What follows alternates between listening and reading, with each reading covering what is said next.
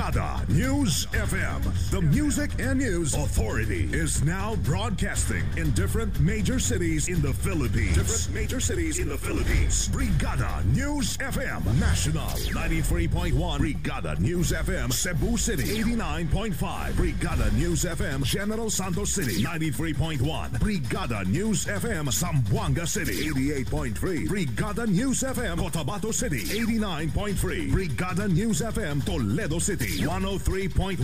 Brigada News FM Puerto Princesa Palawan 88.5. Brigada News FM San Carlos City Negros Occidental 95.7. Brigada News FM Coronadal City 99.3. Brigada News FM Calibo Aklan 102.9. Brigada News FM Daet Camarines Norte 102.5. Brigada News FM Cagayan de Oro 97.5. Brigada News FM Kidapawan City 102.9. Brigada News FM Tacloban City. Soon to air. Brigada News FM radio stations that will embrace and hit the airwaves in other cities in the country. 93.5. Brigada News FM Olongapo City 107.3. Brigada News FM Rojas City Capiz 95.1. Brigada News FM Iligan City 92.9. Brigada News FM Kawayan City Isabela 92.5. Brigada News FM Tuguegarao City 90.9. Brigada News FM Bogo City. Brigada News FM Davao City. Brigada News FM Butuan City. Brigada News FM Surigao City. Brigada News FM Valencia City Bukidnon. Brigada News FM Dumaguete City. Brigada News FM Bacolod City. Brigada News FM Iloilo City. Brigada News FM Baguio City. Brigada News FM, the Music and News Authority. Brigada Mass Media Corporation, now invading the nationwide broadcasting scene. And will soon have its mark in Philippine radio. One time, the new Filipino time, 12:03 ng tanghali, mga kabrigada. That time check was brought to you by DriveMax Adult Herbal Capsule. Tatagal ka ba? Siksik sa mga bagong balita. Rinig sa buong bansa. Narito na ang Brigada Balita Nationwide sa tanghali. Ang programang ito ay hatid sa inyo ng DriveMax Adult Herbal Capsule. Tatagal ka ba? Brigada Balita Nationwide sa tanghali. Siksik sa mga bagong balita. Brigada Balita Nationwide. Brigada News Headlines. Sa ulo ng mga balita, reward money inilaan laban sa suspect sa North Cotabato Blast. Aktibidad sa ikalimang araw na ilang taon Maguindanao Massacre sinimula na. Mehorada pakawala daw ni Drilon sa ICC probe, ayon yan kay si Huko. DOH tumipiyansa sa pagbisita sa mga Pinoy peacekeepers na naka-quarantine sa Caballo Island. At abangan ng report kaugnay sa protective equipment laban sa Ebola virus, sapat pa raw hanggang 3 buwan, ayon sa DOH. Siksik sa mga bagong balita. Brigada Balita Nationwide. Brigada Balita Nationwide sa tanghali. Magandang tanghali mga kabrigada. Hatid ng Brigada News FM Philippines ang Brigada Balita Nationwide. Brigada Balita Nationwide. Mula po rito sa Brigada National Headquarters, kami ang inyong mga tagahatid balita. Brigada Sandy Matarcos. At Brigada Luna Agimat, araw ngayon ng Lunes, November 17, 2014. 38 days na lamang po mga kabrigada at Pasko na. Dumako na tayo sa detalye ng ating mga balita. Brigada National! Ang bahaging ito ay hatid sa inyo ng Power Cells Herbal Capsule. Tuldukan ang sakit. Hawak na ngayon ng mga otoridad ang kopya ng closed-circuit television o CCTV cameras sa lugar kung saan nangyari ang pagsabog ng bomba sa bahagi ng National Highway sa Cabacan North, Cotabato kagabi. Sa ulat ng Brigada News FM Cotabato, inihayag ni Cabacan Police Chief Superintendent Jordain Maribojo na kabilang sa tinitignan nilang anggulo sa insidente ay pangingikil o extortion ng grupong Jemaah Islamiyah. Sa nasabing insidente, isa ang kumpirmadong nasawi habang nasa 70 naman ang nasugatan. Batay sa inisyal na investigasyon, investigasyon, nangyari umano ang pagsabog bandang 6:50 ng hapon kung saan maraming tao sa lugar dahil malapit ito sa palengke. Kinilala ng opisyal ang fatality na si Monique Mantawil ng University of Southern Mindanao habang isinugod naman ang iba pang biktima sa iba't ibang ospital sa lalawigan ng Cotabato, Kidabawan City at Davao City. Naglaan naman ngayon ng 100,000 pesos na pabuya si Cotabato Governor Emilio Talinio Mendoza sa sinumang makapagtuturo sa mga suspect sa insidente. Brigada Balita Nationwide. Samantala, ilang araw bago ikalimang taong anibersaryo ng Maguindanao Massacre sa darating na November 23, 2014, ilang aktibidad nang nakalatag sa iba't ibang lugar sa bansa na pangungunahan ng mga grupo kasama ang mga kaanak ng mga biktima sa malagim na krimen. Kaugnay nito, magsusot ng itim na tela ang National Press Club sa Intramuros, Maynila ngayong umaga ng Lunes para iparating ang kanilang pagluluksa para sa mga kaanak ng mga biktimang napatay na nasa 58 katao na umano'y kagagawan ng pamilya Ampatuan noong November 23, 2009. Nangyari ang pagpatay sa maraming mga media sa Sitio Masalay, Barangay Salman, Ampatuan sa lalawigan ng Maguindanao na kinabibilangan ng nasa 32 ng mga media. May ilang mga aktibidad din na isasagawa sa mismong crime site kung saan naganap ang karumaldumal na krimen na pangungunahan ni Maguindanao Governor Ismael Toto Mangudadato, ang asawa ni Jeneline Mangudadato na kabilang sa namassacre. Patuloy naman na umaasa mga kaanak na sana ay mabigyan na ng hustisya ang pagkamatay ng maraming mga biktima sa tulong na rin ng administrasyon ni Pangulong Benigno Aquino III at ng Department of Justice. Siksik sa mga bagong balita. Brigada Balita Nationwide. Sa iba pang balita, naniniwala si dating Iloilo Representative Augusto Boboy Sihuco na pakana rin mismo ni Senate President Franklin Drilon ang pagsalang ng Senado kay former Iloilo Provincial Administrator Manuel Mejorada kaugnay sa isinagawang investigasyon sa sinasabing overpriced Iloilo Convention Center. Sa panayam ng Brigada News FM kay Sihuco, kinuwestiyon nito ang naging proseso ng Senate Blue Ribbon Subcommittee kung bakit naunang ipinatawag si Mejorada sa investigasyon samantalang siya umano ang naunang nagbulgar kaugnay sa anomalya. Sa katunayan din anya, siya ang naunang nagsampa ng plunder charges laban sa Senate President sa Office of the Ombudsman. Duda pa si Sihuco na scripted ang naging pagharap ni Mejorada sa Senate panel, lalo't inamin din ito na wala itong pinanghahawakang ebidensya laban kay Drilon. Sa naunang panayam ng Brigada News FM, mariing pinabulaanan ni Drilon ang alegasyong kumita ito sa nasabing proyekto, kasabay ng pagigiit na bahagi lamang ng paninira sa kanyang pangalan at reputasyon ang mga isyu laban sa kanya. Nilinaw din ng opisyal na wala siyang kinalaman sa bidding process ng proyekto at ng disenyo nito. Batay sa alegasyon ni Mejorada, ang nasabing convention center ay pinondohan umano ng 300 million pesos mula sa Disbursement Acceleration Program ng Senador. Brigada Balita Nationwide sa tanghali. Kinumpirma naman ngayon ng Department of Budget and Management na simula ngayong Lunes ay makakakuha na ng ang mga empleyado ng pamahalaan ng kanilang bonus at 13-month pay. Ayon kay Department of Budget and Management Secretary Florencio Butch Abad, karapat-dapat lamang makatanggap nito mga empleyado na matiyagang nagsilbi sa pamahalaan. Kasunod na rin ito ng itinalabas sa Budget Circular No. 2010-1 ng DBM noong August 28, 2010 na dapat makakuha ng year-end bonus na katumbas sa isang buwang sahod ang isang empleyado ng pamahalaan bukod pa sa cash gift na 5,000 pesos.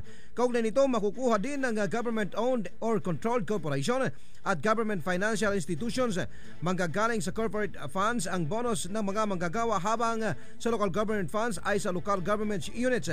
Para naman sa lahat ng mga employers sa private sectors, may hanggang December 24 pa ang mga ito para sa kanilang 13-month pay.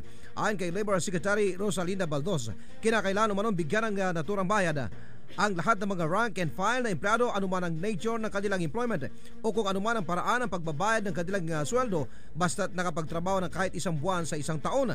Ang 13-month pay ay maaari ng paghatiin sa dalawang kabayaran. Ang unang kalahati ay sa buwan ng Mayo o Hunyo at ikalawa ay sa buwan naman ng Disyembre bago magpasko.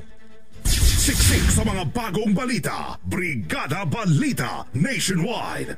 Kunin muna natin ang pag-uulat ng ating kabrigada nga si Leo Malikdem. Brigada Leo, i-brigada mo! Brigada Live Report! Pinasalamatan ni Pangulong Benigno Aquino ng Department of National Defense sa pagbabantay sa seguridad ng bansa sa kanyang pagdalo sa 75th Saudi anniversary ng DND sa AFP Theater sa Camp Emilia 2006. Iginuita ang Pangulo ang kahalagahan ng tungkulin na ginagampanan ng mga sundalo ng bansa. Muli din ipinagmalaki ng Pangulong Aquino ang mga naisakatuparan ng modernization project sa DND sa ilalim ng kanyang administrasyon, kung saan umabot sa 41.38 billion pesos na ang nailalabas ng pamahalaan. Mas mataas pa sa pinagsama-samang taon ng tatlong nakalipas na administrasyon. Nangako din ang Pangulo na ang mahigit isang taon pang nalalabi sa kanyang administrasyon ay marami pang proyektong nakalinya para sa buong hanay ng tanggulang pambansa. Dumalo naman sa nasabing pagtitipan ang ilan sa mga dating DND Secretary tulad ng Secretary Eduardo Ermita, Secretary Heritage Dali at Secretary Orly Mercado.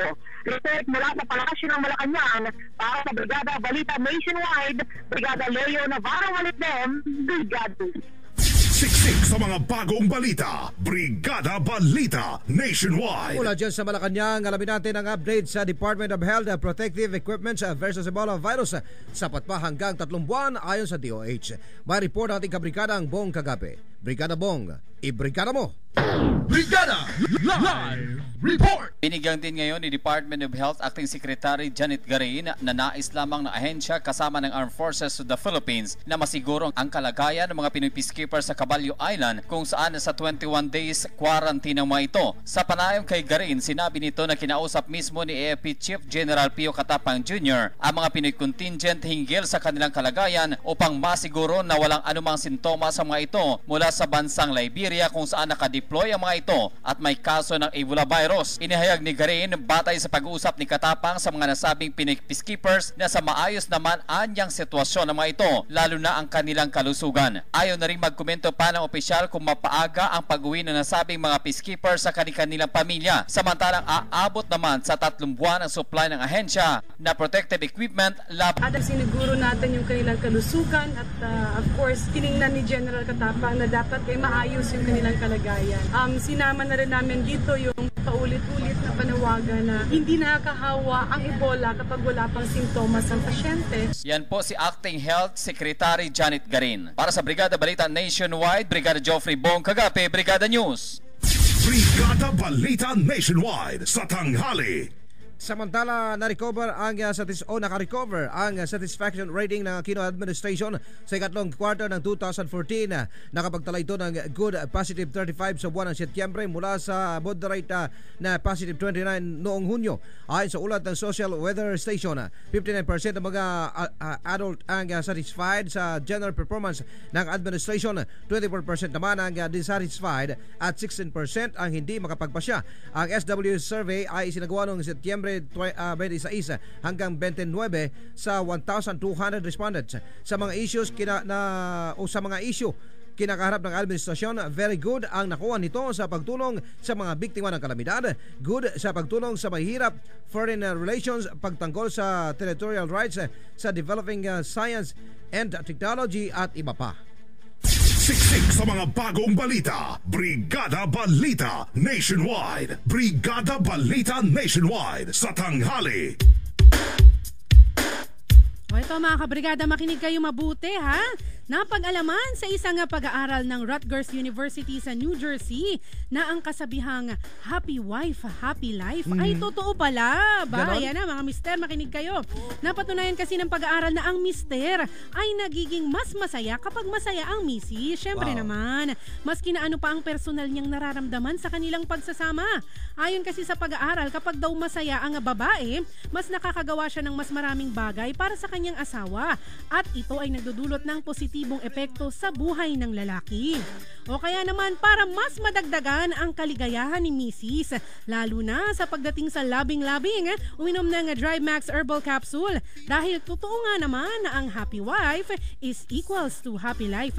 30 minutes bago ang pinakaabang sandali gamit ang kape, tsaa, gatas o maligamgam na tubig. Pwede na yan. Available na po yan sa mga leading drugstores nationwide. Ay meron po tayo sa The Generics Pharmacy, sa Rocafos Pharmacy, Mestidio Pharmacy, sa Balonzos Pharmacy. Lahat po yan ay nasa public market sa Tagkawayan, Quezon. At syempre po naririnig tayo sa Brigada News FM Cebu, General Santos City, Zamboanga City, Coronadal, Toledo City, Cebu, Cotabato City, Puerto Princesa, Palawan, San Carlos City, Negros Occidental, Cagayan de Oro City, Calibo, Aklan at sa Daet, Camarines Norte. At mga kabrigada, yan po ang unang bahagi ng ating balitaan. Live na inatid yan sa inyo ng Power Cells Herbal Capsule at ng DriveMax Adults Herbal Capsule. Kasama pa rin si Brigada Sandy Madarcos at ako po ang inyong lingkod, Brigada Luna Agimat. Manatiling nakatutok sa Brigada Balita Nationwide sa tanghali. One time, the new Filipino time, 12:16 ng tanghali, mga kabrigada. That time check was brought to you by Power Cells Herbal Capsule. Tuldukan ang sakit. Kataw-anak!